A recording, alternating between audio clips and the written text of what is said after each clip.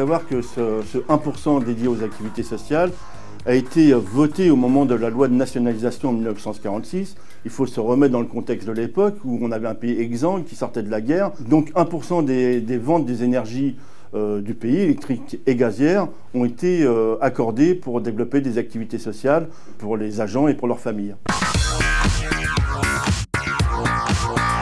Pour ce qui concerne la question de la transparence de son fonds du 1%, justement, on a des interrogations, de légitimes interrogations, puisque l'assiette de calcul nous est complètement inconnue, nous est interdite, j'allais dire. Et ça, c'est quelque chose qui n'est pas tolérable.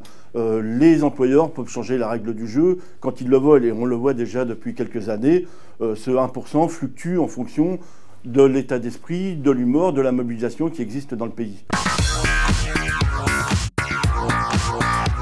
Alors la répartition du 1% s'effectue en plusieurs directions. Déjà, c'est à la session du comité de coordination de prendre ces fonds et de les répartir à l'ensemble des acteurs des activités sociales. Mon rôle en tant que président, c'est justement de recueillir l'ensemble des souhaits des CMCS, du pays, et l'avis et les souhaits du conseil d'administration de la CCS. La démarche est d'autant plus démocratique puisque les CMCS, avant de faire remonter leurs besoins, passent par tout un tas d'étapes démocratiques, à savoir des assemblées de SLV, des assemblées générales de CMCS, et à partir de là, ils émettent leurs vœux, ils font remonter leurs souhaits. Et la session du comité de coordination, à partir des éléments qui seront montés, à partir du 1% qui nous est attribué, nous répartissons et au national et au local ces sommes représentant le volume global du 1%. Ce fonds du 1% est important et primordial dans la vie de tous les jours des électriciens et gaziers. Il sert à développer des actions de culture, de loisirs, de vacances, qui est visible et qu'on connaît bien évidemment de par les catalogues, de par ce qui est l'image vitrine, on va dire, des activités sociales. Mais il est présent au quotidien dans la vie des électriciens et gaziers, de leur famille. Je prends l'exemple de la santé. Je prends l'exemple, par exemple, des enfants en difficulté scolaire. Des aides existent pour les aider à passer des périodes difficiles. Je prends les enfants de 0 à 3 ans avant qu'ils rentrent en école. On voit un certain nombre de familles dans le pays qui renoncent aux soins pour faute de moyens financiers. Et bien la CCAS, les activités sociales, les CMCAS aident à pallier cela.